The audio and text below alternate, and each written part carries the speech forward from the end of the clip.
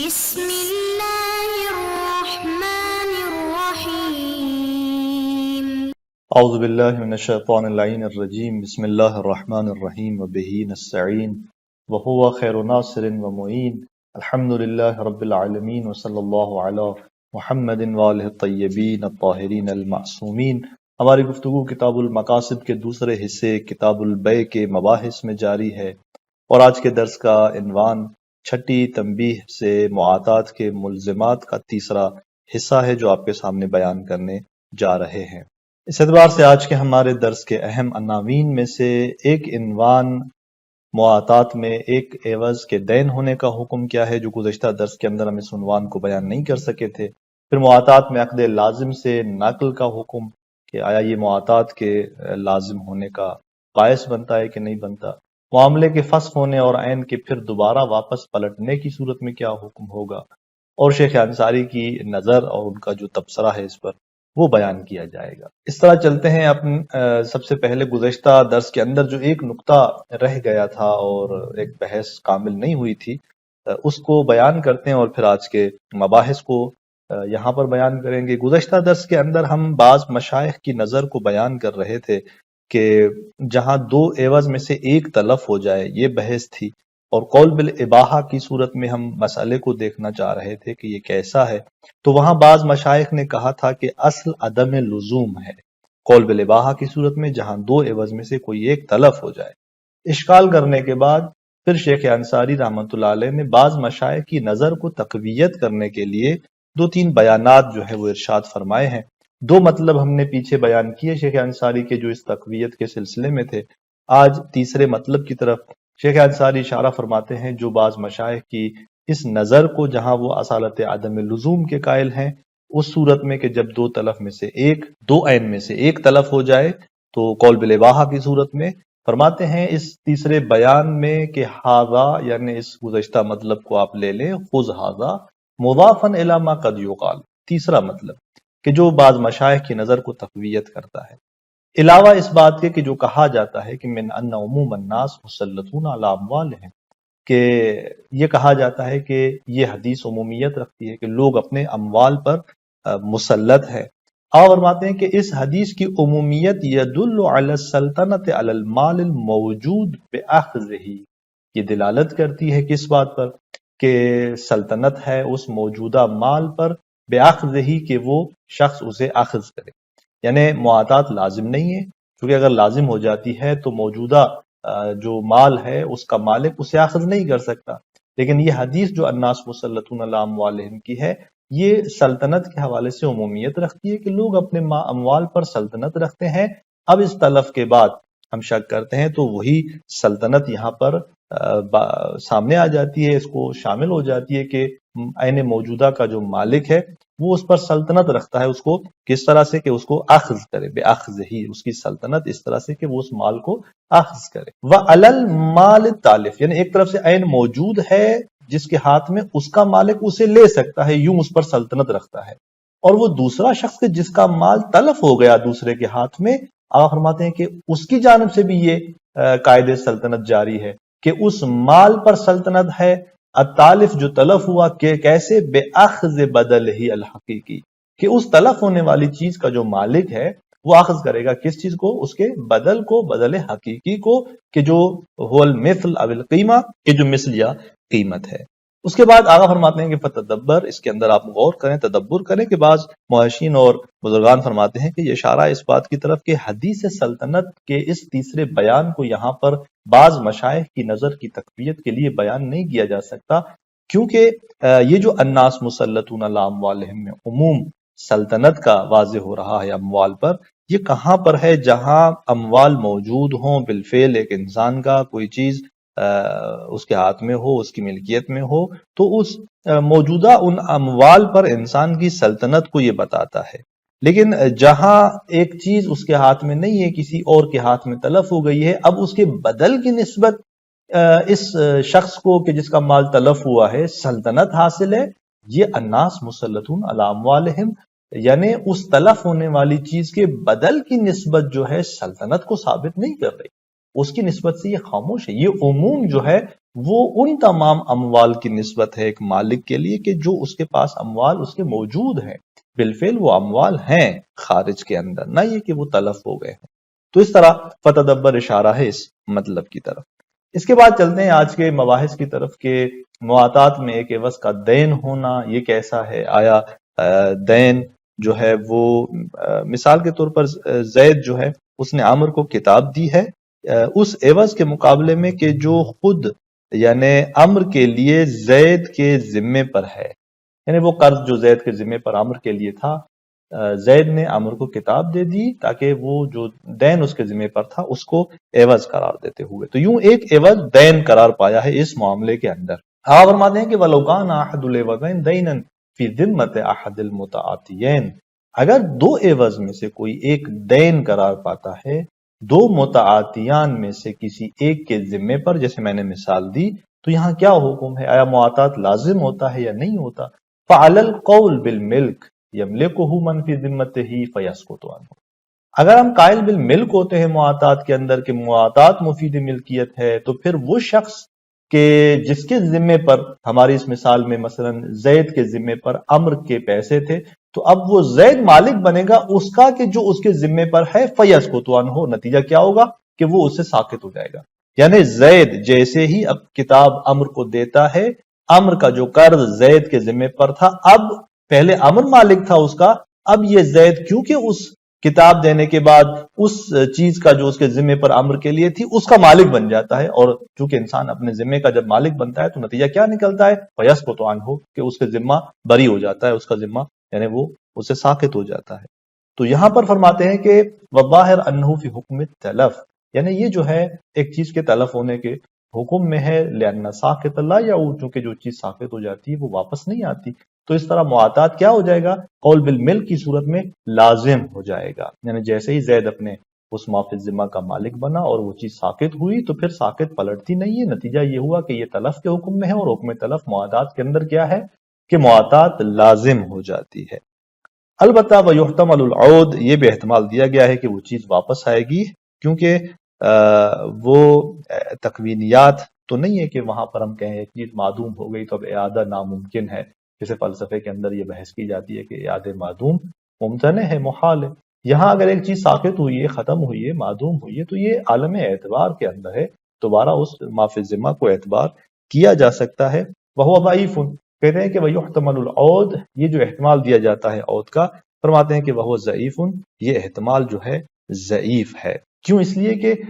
اگر اعتبار بھی کیا جائے، بعض فرماتے ہیں اس کے ضعف کی وجہ یہ ہے کہ اگر اعتبار بھی کیا جائے دوبارہ، تو یہ معاف ذمہ میں دوبارہ اعتبار کرنا یہ اعتبار جدید ہے، بالآخر وہ سابقہ اعتبار نہیں ہے جو پہلے موجود تھا۔ بہرحال یہاں پر فرماتے ہیں کہ قول بالملک کی صورت میں فرماتے ہیں کہ معاملہ لازم ہو جاتا ہے۔ وَالظَّاهِرُ أَنَّ الْحُكْمَ كَذَلِكَ لَلْقَوْلِ بِالْإِبَاحَةِ، پھر فرماتے ہیں کہ قول بالإباحہ کی صورت میں بھی حکم ایسے ہی ہے کہ اگر معاطات کے اندر ایک عوض دین قرار پاتا ہے تو ہم قائل ہوتے ہیں کہ معاطات مفید اباحہ ہے، تو وہ بھی اس طرح سے ہے کہ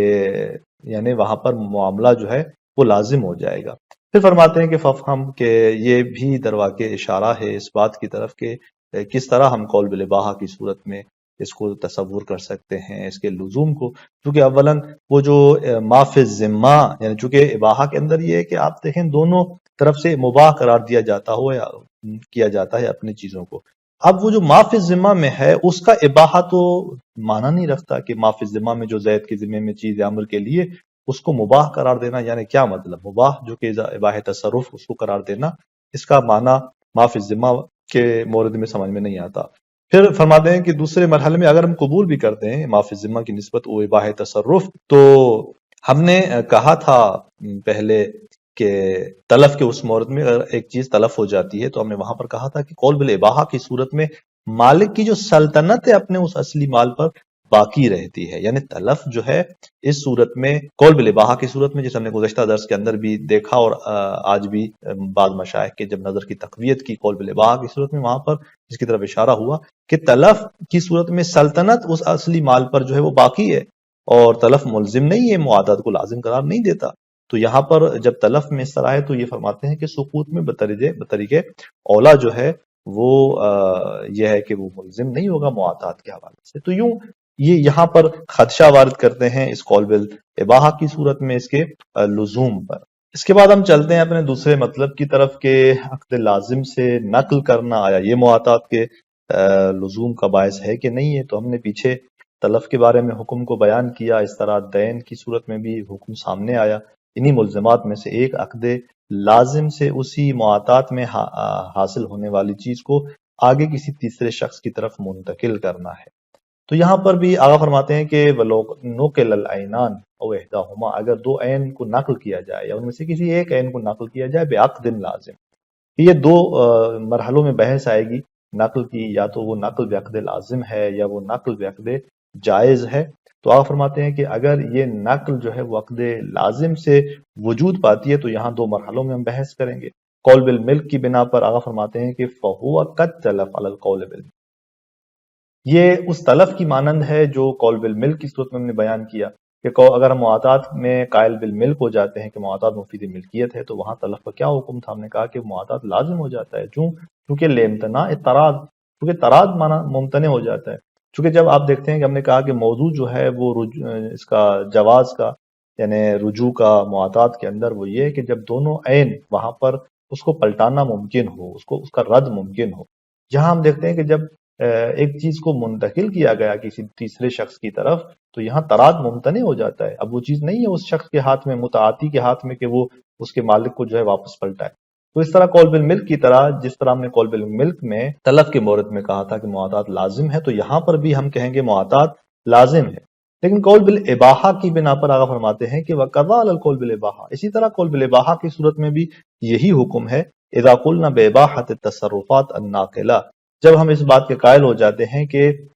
یعنی تمام تر تصرفات مباح ہیں حتیٰ وہ تصرفات جو کہ ناقلہ ہیں، تو اس صورت میں آغا فرماتے ہیں کہ یہاں پر بھی حکم وہی ہے جو ہم نے قول بالملک کے صورت میں بیان کیا۔ لیکن اس کے بعد آغا فرماتے ہیں کہ وَلَوْ عَادَتْ الْعَيْنُ بِفَسْخٍ، معاملہ تو ہو گیا، نقل تو ہو گئی، لیکن اب اگر وہ عین واپس پلٹتی ہے فسخ کے ذریعے، یعنی مثلا متعاطی نے اس عین کو آگے منتقل کر دیا تھا لیکن چونکہ بے کی تھی اور اس کے اندر خیار موجود تھا اس کے لیے، اس نے معاملے کو فسخ کر دیا اور فسخ میں وہ چیز جو ہے واپس اس کے پاس آتی ہے۔ اب آیا جب وہ چیز واپس پلٹ آئی ففی جواز التراد علی القول بالملک لامکانہ فیستحسب، فرماتے ہیں کہ اب جب یہ عین واپس پلٹ آتی ہے تو تراد کے جواز میں قول بالملک کی صورت میں کہ آیا یہ تراد جائز ہے یا نہیں ہے، فرماتے ہیں کہ ایک قول یہ ہے کہ لامکان نہیں، چونکہ ممکن ہے تراد، دونوں عین کو پلٹانا واپس ممکن ہے فیستحسب۔ تو اب جب ممکن ہے تو فرماتے ہیں کہ نقل لازم سے پہلے تراد ممکن تھا، جائز تھا، اب جب نقل لازم ہوا اور وہ معاملہ دوبارہ فسخ ہوا اور وہ چیز واپس پلٹ آئی، ہم شک کر رہے ہیں کہ آیا وہی جواز باقی ہے تراد کا یا باقی نہیں ہے، تو استصحاب جاری کرتے ہیں بقائے جواز تراد کا۔ تو یوں آپ فرماتے ہیں کہ قول بالملک کی صورت میں یہ استصحاب جاری کرتے ہوئے یہ نظر دی جا سکتی ہے کہ وہ تراد جائز ہے۔ وعدم ہی یعنی ففی جواز تراد القول بالملک وعدم ہی، یا یہ کہ قول بالملک کی صورت میں مثلا یہ تراد جائز نہیں ہے، یا ہم اس بات کے قائل ہو جائیں کیوں؟ اس کی وجہ پھر یہ ہے کہ لأن المتيقن من التراد هو المحقق قبل خروج العین عن ملک مالکہ، کیونکہ دیکھیں تراد جو کہ جائز تھا یعنی قول بالملک کی صورت میں یہ جو تراد سے جو قدر متیقن تھا، یقینی صورتحال تھی جواز کی، وہ کون سی تھی؟ هو المحقق، یہ وہ تھا کہ جو ثابت تھا اور متحقق تھا قبل خروج العین عن ملک مالک ہی، یعنی اس وقت کہ جب وہ عین اپنے مالک کی ملکیت سے خارج نہیں ہوئی تھی۔ معاطات مفید ملکیت ہے، جیسے ہی متعاطیان ان چیزوں کی نسبت مالک ہوئے جو ان تک پہنچی ہیں اس اعطاء اور اخذ کی صورت میں، اب وہ چیز جب مالک کی ملکیت میں تھی اور وہاں پر اگر ہم جو تراد کو جائز جان رہے تھے تو اس صورت میں تھا کہ وہ تراد کے جو یہ عین خارج نہیں ہوئی تھی مالک کی اس ملکیت سے، اب چونکہ اس نے معاملہ انجام دیا ہے، اس عین کو ملکیت سے خارج کر دیا ہے، اس کے بعد فسخ کے بعد وہ چیز واپس پلٹ رہی ہے، تو یہاں فسخ کے بعد اس چیز کا واپس پلٹنا، اس عین کا واپس آنا اور پھر تراد کا متحقق ہونا، یہ تراد کا متحقق ہونا فسخ کے بعد اس تراد کا غیر ہے کہ جو اس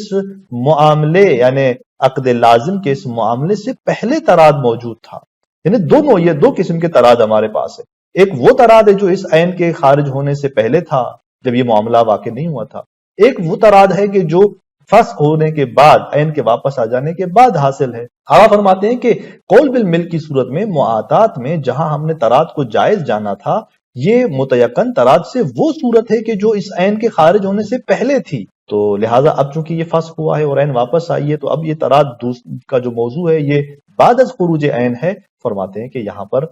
ہم اس طراد کو جائز نہیں قرار دیں گے اور معاملہ لازم ہوگا، اس صورت میں احتساب جاری نہیں ہوگا۔ وجہان فرماتے ہیں کہ ففی جواز طراد علی القول بالملک و عدم ہی وجہان، یہ دو احتمال، دو صورتیں پائی جاتی ہیں۔ شیخ انصاری رحمت اللہ علیہ یہاں پر دوسری نظر کو تقویت دیتے ہیں، اجودہما ذالک، کہ ان دونوں میں سے قوی تر جو ہے، اور یعنی زیادہ بہتر جو ہے وہ یہی ہے کہ طراد جائز نہیں ہے۔ کیوں؟ فرماتے ہیں کہ اذ لم یثبت فی مقابلت اصالت اللزوم جواز الطراد بقول مطلق، چونکہ قول بالملک کی صورت میں معاطات کے اندر اصل کیا ہے، قاعدہ کیا ہے، قاعدہ لزوم کا ہے۔ اب اس اصالت لزوم کے مقابلے میں ثابت نہیں ہے جواز الطراد بقول مطلق، یعنی اس طرح نہیں ہے کہ جب ہم کہتے ہیں معاطات کے اندر کہ ہم قائل بالملک ہیں اور قاعدہ اولی اصالت لزوم ہے، مگر یہ کہ وہ عین باقی ہوں، جب تک وہ عین باقی ہیں تب تک طراد ممکن ہے، لہٰذا ملکیت جائزہ ہے، لازم نہیں ہے، وہاں اصالت لزوم کے مقابلے میں ہم طراد کو لے آتے ہیں۔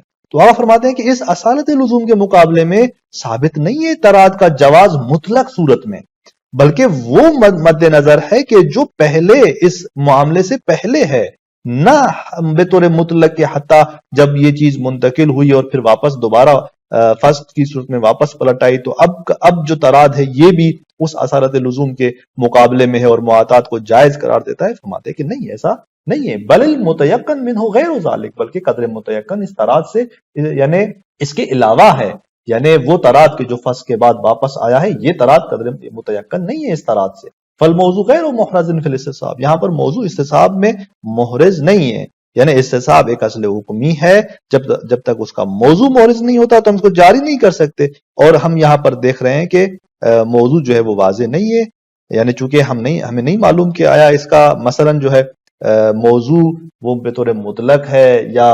وہ طراد خاص ہے، تو یہاں پر جب موضوع ہمارے لیے محرز نہیں ہے، یا تو ہم کہتے ہیں قدر متیقن وہی تھا، طراد تھا کہ جو